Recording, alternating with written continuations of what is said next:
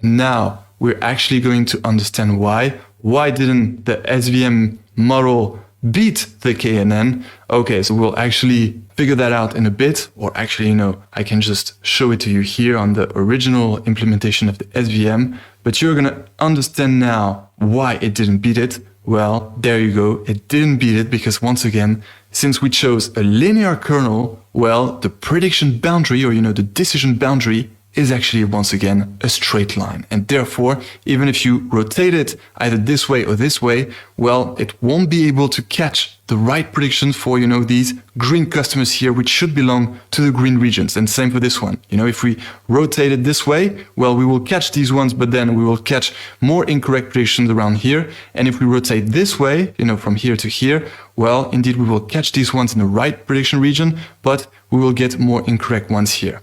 So that's the problem of linear models here. Indeed, it's much better to have a prediction boundary that does some kind of a curve here in order to catch only the red customers who should be predicted not to buy the SUV and leave the green ones in the green region. All right, that's exactly what we got with our K nearest neighbors, right? It is not a smooth curve, but it did the job of selecting the right red customers here, still leaving some green ones, but here catching the right green ones in the right region, the green region.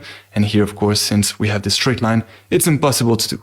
But no worries, I'm sure you have the intuition that once we use a nonlinear kernel, well, we'll be able to catch the right green observations here in the right green region. And well, that's exactly what we'll find out in the next section when implementing the kernel SVM model. All right, so let's see if we're done here. Yes, we are. So it finished to execute. And of course, we get the same results. And let's see for the test set, still running, oh, wow, okay, so funny timing. It just populated here. And well, still the same. Because of this straight line here, well, we have some green customers, customers who bought in reality the new SUV, but couldn't be predicted correctly because they fall in the wrong region because of this prediction boundary that cannot separate well our two classes. All right, so same problem, and you might guess that this problem will be fixed once we choose a nonlinear kernel for our support vector machine model. All right, so let's find out about this in the next section on kernel SVM, and until then, enjoy machine learning.